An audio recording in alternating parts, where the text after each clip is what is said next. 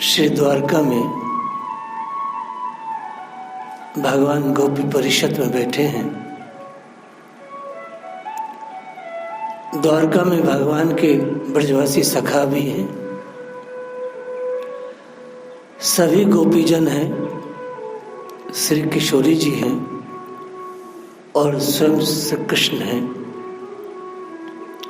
वहाँ सब हैं। और द्वारका में परम भगवान ने श्री गोपियों को वह सब सुख और आनंद दिया जो ब्रज में दिया। इसके बाद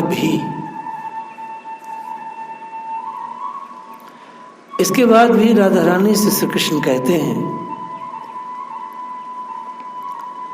कि हे किशोरी, ब्रज के बिना कुछ भी अच्छा नहीं लगता। ब्रज में मेरे प्राण बसे हैं।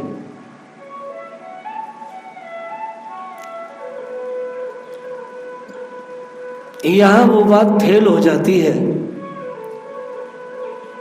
जो गोसाई जी ने रामचरितमानस में बोला है कि अयोध्या वही जहाँ राम निवास हो। जहाँ राधा रानी है, जहाँ गोपियां हैं, जहाँ कृष्ण है, जहाँ ब्रजवासी हैं, सो वो ब्रज बन गया। भगवान स्वयं अपने मुख से कह रहे हैं कि द्वारका में वो बात नहीं। ब्रज जो है वो ब्रज है। क्यों है ऐसा? क्योंकि जब धरती का उद्धार करके श्री बारा भगवान अपने मुख पर, अपने होठों पर ऊपर ला रहे थे, तो माता पृथ्वी को गर्व हुआ कि इन्हें मेरे बिना रहा नहीं जाता, क्योंकि भूदेवी भगवान की पत्नी है। इन्हें मेरे बिना रहा नहीं जाता। देखो, तभी तो मुझे लेने आए और अपने होठों पर रख के ले जा रही हैं, चूमते हुए ले जा रही हैं। भगवान तो घटघटवासी हैं। भगवान ने विचार किया कि हिरण्याक्ष को मैं बात को मारूंगा, पहले अपनी पत्नी को तो थोड़ा सा ठीक कर दूं। तो भगवान जब ऊपर आ रहे थे तो बहुत हरी भरी, संसार के प्रत्येक संपदा से भरी हुई ये ब्रज भूमि, सुंदर झरने पर्वतों से घिरी हुई ये ब्रज भूमि, दुनिया के हर पेड़ पौधे वृक्षों से भरी हुई ये ब्रज भूमि, जब माँ धरती ने देखा तो कहा, हे प्रीतम, यह क्या है? मैं तो यहाँ हूँ और ये कौन सी धरती है? श्री हरि कहते हैं ये धरती नहीं है, ये गोलोक धाम का एक टुकड़ा है जो मुझे और राधा रानी को बहुत प्रिय है। सब कुछ डूब जाता है, राक्षस सबका नाश कर देते हैं, लेकिन ब्रजभूमि वही रहती है। इसको मैं कांटे करीलों से ढक देता हूं।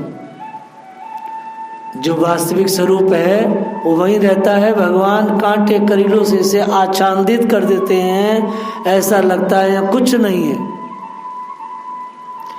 लेकिन आचार्य गण कहते हैं कोई कोई महात्मा जब आते हैं और बड़ी भूमि को लेकर के वहाँ पुनः फिर वही बाग बगीचे झरने सरोवर उकेर देते हैं, अर्थात फिर उन महात्मा के कारण वो प्रकट हो जाता है।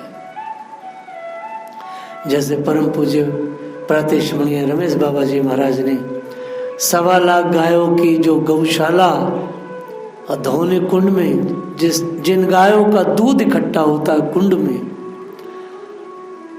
50,000 गौशाला की व्यवस्था इस बरसाने धाम में करी, तो क्या है? वो सब वहीं रहता है। महात्माओं को यश देने के लिए भगवान ब्रज का प्रदर्शन, ब्रज का वह स्वरूप बार बार प्रकट करते रहते हैं।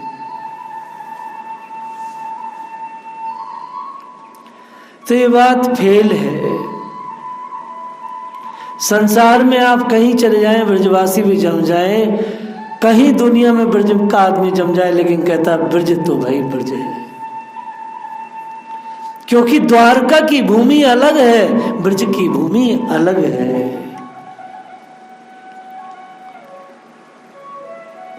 ये बात राम कहे क्योंकि राम चित्रकूट में रह रहे हैं तो कह दिया,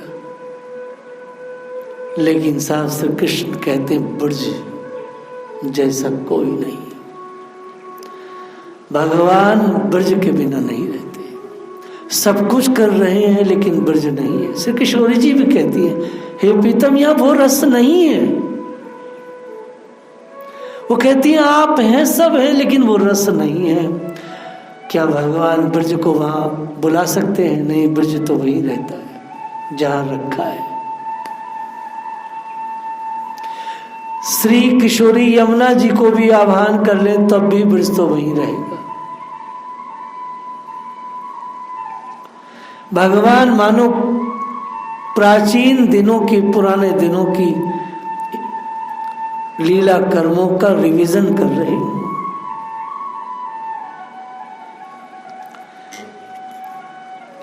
श्री कृष्ण ने अपने वास्तविक स्वरूप का ज्ञान कराते हुए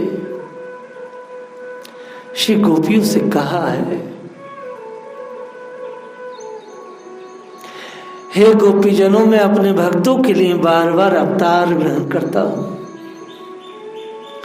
हे गोपियों, मैं धर्म कर्म के वश में नहीं रहता। कोई व्यक्ति कितना बड़ा धर्मात्मा हो, कितना संहिता के अनुसार जीवन जिए, मैं उसके वश में नहीं रह सकता। मुझे किसी प्रकार के योग आदि अनुष्ठानों से भी नहीं पाया जा सकता। हे गोपियों, मैं उसकी ओर मन भी नहीं करता अपना। वस्तुतः दीनहीन लोगों की पुकार ही मैं अपने कानों में भरता हूं। ये बात बड़ी गजब की है। जो दीनहीन, कौन है दीनहीन? अकिंचन जो है, सबकी ममता ताग बटोरी, जो किसी की ममता में नहीं, जिनका जीवन प्राण सिर्फ कृष्ण है।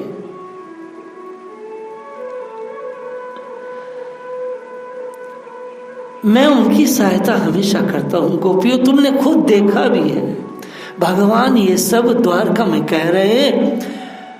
श्री किशोरी जी, श्री कृष्ण, गोपियां सब की सब अब धाम की आगे पीछे जाने की तैयारी कर रहे हैं। लेकिन गर्व के वचनों से मेरा हृदय जल जाता है। भगवान कह रहे हैं, गोपियों कोई गर्व करता है तो मेरा हृदय जल जाता है। मैं तो अपने भक्तों के भाव के प्रेम के अधीन हूं। देखो गोपियों, मैंने तुमसे कहा था ना कुरुक्षेत्र में, मैं तुमसे मिलने नहीं तुम्हें लेने आया हूं, और तुम मेरे सामने हो। तुमने जिस भाव से मुझे भजा, हे गोपियों, मैंने किसी प्रकार की कोई बंदिश न मान के, कोई वैदिक नियम संस्कार न मान के, मैंने तुम्हें उसी भाव से अंगीकार किया, क्योंकि मैं स्वतंत्र हूं और प्रेम के परतंत्र हूं।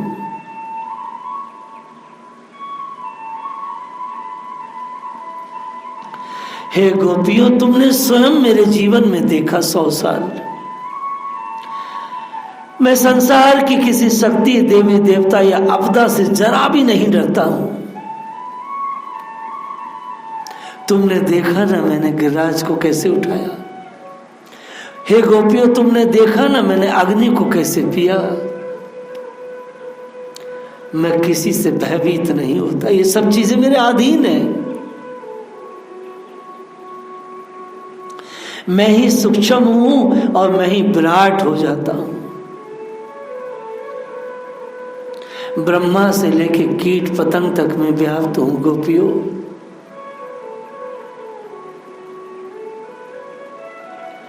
मैं सभी को सुख देकर उनके दुखों को हर लेता हूं। श्री कृष्ण गोपियों की परिषद में द्वारका में राधा रानी के सम्मुख ये चीजें बोल रहे हैं।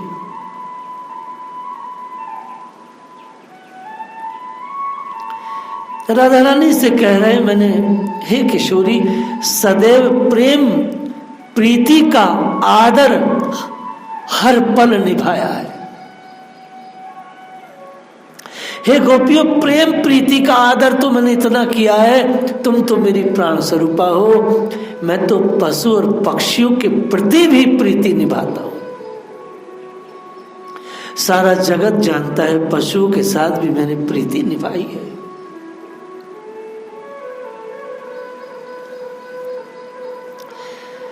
भगवान द्वारका में ब्रज भूमि को याद कर रहे हैं। ये विचार बिल्कुल कच्चा और छिछोरा विचार है कि हम कहीं रहें, ब्रजवासी रहें कहीं तो वो ब्रज बन जाएगा। श्री कृष्ण कहते नहीं नहीं। मैंने सतयुग की घटना सुना दी आपको।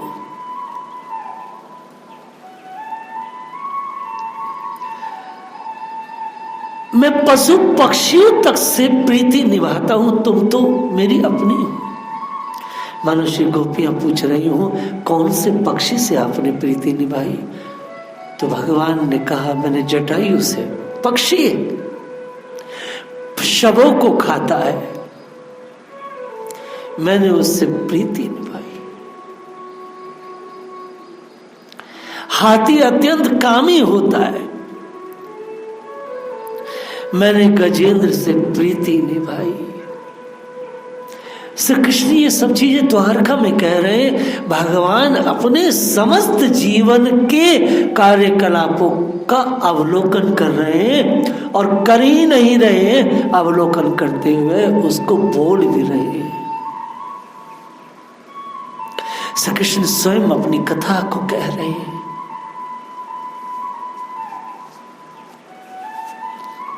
आत्मवंचना बहुत बड़ा पाप है। अपनी प्रशंसा नहीं करनी चाहिए। लेकिन आज आदि नारायण अपनी प्रशंसा कर रहे हैं। श्री गोपियों को भाव दे रहे हैं, श्री किशोरी जी को एहसास करा रहे हैं। ऐसा नहीं है कि गोपियों को एहसास ना हो, सखाओं को एहसास ना हो, द्वारकावासियों को, उनको सबको एहसास है कि भगवान की ऐसी प्रीति कौन निभा सकता है संसार में। भगवान हंसे, सब एकदम गम में थे, सब एकदम अजीब से भाव में डूब गए थे। ठाकुर जी ने हंसते हुए याद दिलाई कुछ बातें।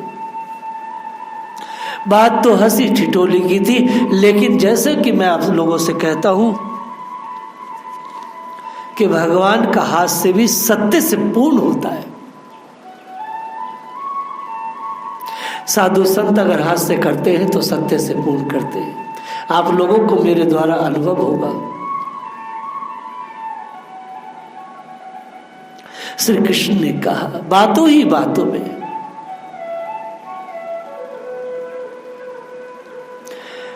हे गोपियों, तुम्हें याद है एक बार तुम माखन लेकर के कहीं जा रही थी, मैंने तुमसे माखन मांगा तो उन्होंने कहा कि तुमने मुझसे कहा क्यों मांग रहे हो? तो मैंने कहा कि हम यहां के राजा हैं। तो गोपियों, तुम्हें याद है तुमने क्या कहा था? जो तुम ही हो सबके राजा, तो बैठो सिंहासन चढ़ी के, चबर छत्र सिर राजा। भूल गई कि याद है? सारी गोपियां आंख फाड़ के भगवान को देख रही हैं। हाँ हाँ प्रीतम, हे हरि, हमें याद है, हमने तुम्हें उलाहना दिया था। भगवान ने कहा वो उलाहना याद है। श्री गोपियों ने श्री कृष्ण से कहा था, अगर तुम ही संसार के राजा हो तो राजाओं की तरह रहो, सिंहासन पर चढ़कर बैठो, दास दासियां चमर डुला रही हो, मस्तक पर छत्र राज मुकुट सुशोभित हो। तब हे कृष्ण हमें लगेगा तुम राजा हो, ऐसे झूठ मूठ को कोई कह दे कि मैं इस सारे संसार का राजा हूं तो हम नहीं मानेंगे। याद है गोपियों तुमने मुझसे कहा था। सारी गोपियां कहती हाँ हरि हमने कहा था, हमने कहा था। हे हरि हमें याद है हमने कहा था, मोर मुकुट मुरली पीताम्बर ये नटवर भेष छोड़कर हे कृष्ण राजा का भेष धारण करो। ये तुमने साधारण ग्वाले का पद लेकर के और तुम कहो कि मैं राजा हूं, ये बात यहां नहीं चलेगी। हे कृष्ण तुम राजा बनोगे तो हम तो तुम्हारी दासियां, हमें बड़ा सुख होगा, हम भी गर्व से कह सकेंगी कि राजा कृष्ण से हमारे संबंध है। याद है न गोपियों, भगवान ने गीता में अर्जुन से कहा है, हे अर्जुन तुम्हारे और मेरे हजारों जन्म हुए, मुझे वो सब जन्म याद है मगर तुम्हें याद नहीं है। गोपियां एक जन्म की बात ही भूल गई। भी 100 वर्ष पहले श्री कृष्ण जब बहुत छोटे से बालक थे तो गोपियां कहती हैं राजा बनो तो बात है, झूठ मूठ के राजा क्यों बनते हो। हे गोपियों तुम तो मेरी सखियां हो, मेरी प्राण हो, मैंने तुम्हारे उस मजाक उस हास्य के चैलेंज को, उस बात को स्वीकार किया और द्वारका का जो मैं धीश बना हूं वो तुम्हारी उस मजाक की बात को स्वीकार करके बनाऊं। भगवान बाणी चतुर है, भगवान से कौन जीत सकता है। द्वारका की लीला का जो भाव है और द्वारका की लीला का श्रेय भी उन्होंने अपनी गोपियों को दिया। भगवान लीला समझ करेंगे, श्री गोपियां जाने वाली है, श्री किशोरी जी धाम जाएंगी। द्वारका में सब इकट्ठे हैं, बातें कर रहे हैं, चर्चा चल रही है, पूर्व इतिहास कह सुन रहे हैं, लेकिन सबके मन में टीसे कृष्ण ब्रज जैसा प्रेम नहीं, कृष्ण ब्रज भूमि जैसी सुगंध नहीं। क्या द्वारका में भगवान के चरण चिन्ह नहीं है? लेकिन क्या द्वारका में गाय नहीं है? क्या द्वारका में माखन नहीं, मिश्री सब कुछ है, लेकिन ब्रज भूमि नहीं। ब्रज भूमि मोहिनी में जानी, रसिकों ने गाया है ब्रज भूमि बहुत मोहनी है। आज इस चरित्र को हम समाप्त करने, इस चरित्र को हम समापन करेंगे, इसको हम विश्राम देंगे। समाप्त तो कैसे हो सकता है? आज ये 100वीं कथा है, 100वीं कथा है। तो भैया कहने का अर्थ यह है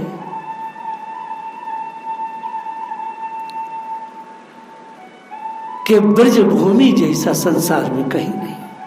भगवान जाते जाते भी ब्रज को याद कर रहे हैं, जाते जाते। राधा रानी सामने, राधा रानी के कृष्ण सामने। इसलिए कोई व्यक्ति ब्रज को अवॉइड करके कहीं बसे तो कहता हूं उसको भैया माया ने छल लिया है।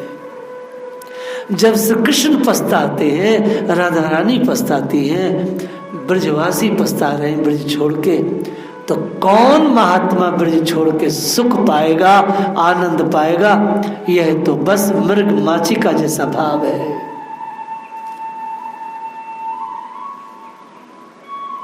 ऐसी रसीली कथा राधा रानी के जैसा कोई नहीं हो सकता। सूर्य के इस पद से मैंने अपना आज 100वें दिन की कथा को पूर्णता की ओर ले जा रहा हूँ। हरि अनंत हरि कथा अनंता, ये तो बहुत बड़ा भाव है। मेरी वाणी इसको पूरा न कह सकेगी। जिस तरह भी गुरुदेव ने मुझको सामर्थ्य दिया, आचार्यों ने जिस तरह से मुझ पर कृपा किया, मैंने राधा रानी और भगवान श्री कृष्ण के लिए वैसे ही गाने का प्रयास किया है। बहुत त्रुटियां रह सकती हैं, शास्त्रीय भी और व्यवहार की दृष्टि से भी। मैं उसके लिए भैया देवताओं से, देवियों से, पितरों से, ऋषि मुनियों से और साक्षात राधा माधव से क्षमा मांगता हूं,